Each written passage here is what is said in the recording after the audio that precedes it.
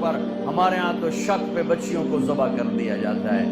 بیٹا زنا کرتا رہے وہ جی چھوڑ چھاڑ ہے, بیٹا زنا کرے وہ جی چھوڑ چھاڑ ہے, کردی رہ جاتے.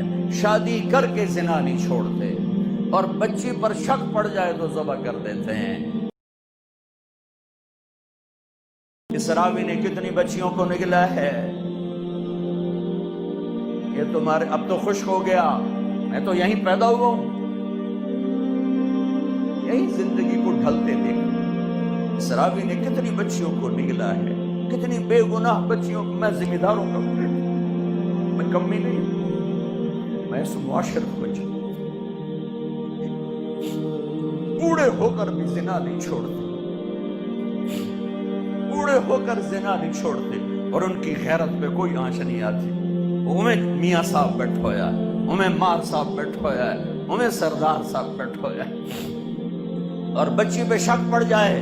کتنی بچیوں کو راوی نے کفن پہنا دیا اپنی موجوں کا, اور اس کی مچھلیوں نے قبر بنا دی اپنے پیٹ میں. کیا ظلم و ستم ہے,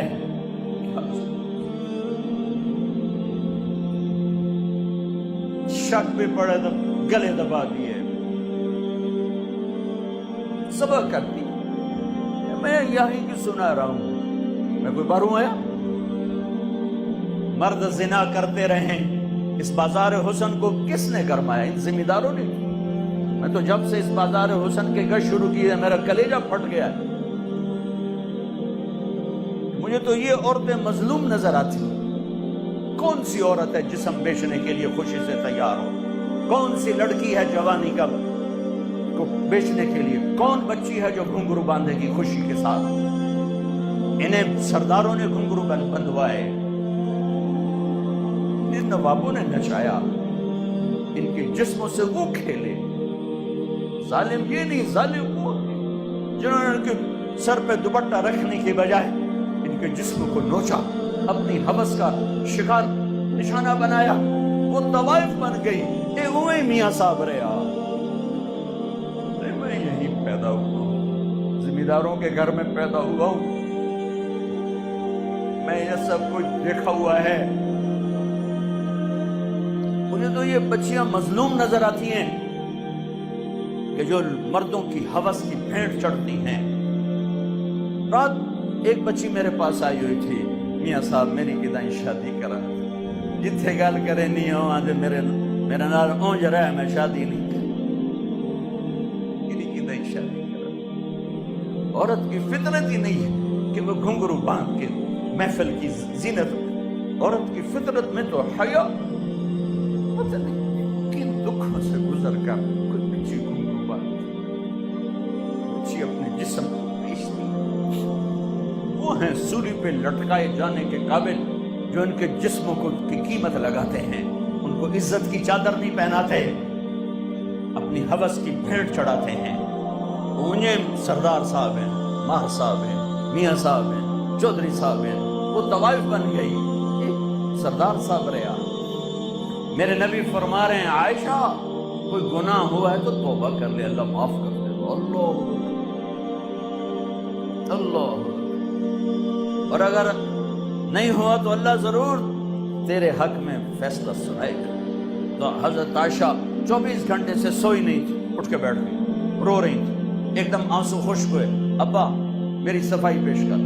ابو بکر بیٹھی میں کچھ نہیں کہہ سکتی. اماں میری صفائی پیش کر. بیٹی میں کچھ نہیں کہہ سکتی.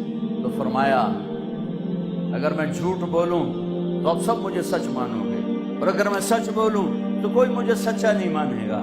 میں اپنے اوپر الزام کیسے دھر لوں؟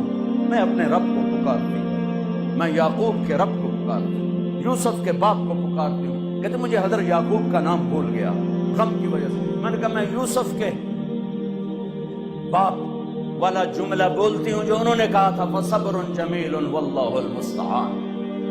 اور یا لیٹی تو ایک دم وحی آئی.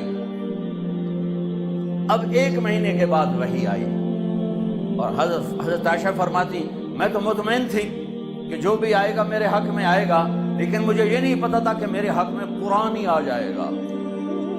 مجھے تھا کہ جبریل آ کر کہہ دے گا سب غلط ہے, اور میرے باپ ایسے کانپ رہے تھے اور میری ماں ایسے کانپ رہی تھی.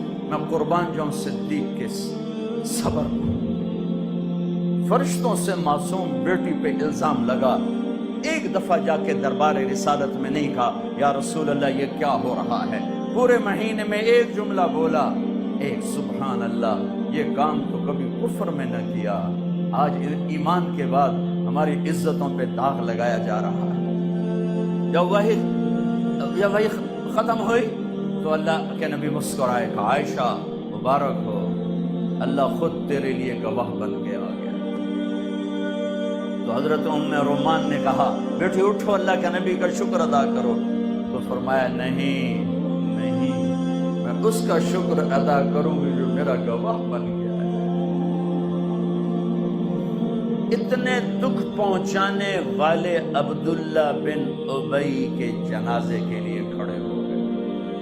کم وقت مر گیا، اس کے بیٹے پکے صحابی تھے، یا رسول اللہ میرے ابا کا کو کفن دیں گے، آپ اپنا کرتا دے دیں، میں کفن اس کو پہناؤں۔ آپ نے کہا یہ لو۔ اب کہتے تو منافق ہے، میرے کرتے دونوں کی فائدہ، کہ یہ لو۔ یا رسول اللہ جنازہ پڑھائیں گے؟ کہاں پڑھاؤں گا، آپ کو خبر ہے کہ یہ کافر ہے، میرے جنازہ پڑھانے سے کیا ہوگا؟ کہ نہیں پڑھاؤں گا۔ اپنا کرتا دیا، کفن پہنایا، اس کے جنازے پر کھڑے ہوئے تو سامنے عمر آ گئے، یا رسول اللہ آپ جانتے نہیں یہ کون ہے؟ مجھے بتاتے ہو کون؟ جانتا نہیں تو اور کیا ہے؟ تو کہ جنازہ کیوں پڑھا رہے ہیں؟ کہ اللہ نے کہا پڑھ یا نہ پڑھ معاف نہیں کروں گا، میں پڑھتا ہوں شاید اللہ معاف کر۔ میرے نبی دیکھ رہے تھے کہ یہ امت ایک دوسرے کے جنازے پڑھنا بھی چھوڑ دے۔ میرے نبی جانتے تھے، دیکھ رہے تھے۔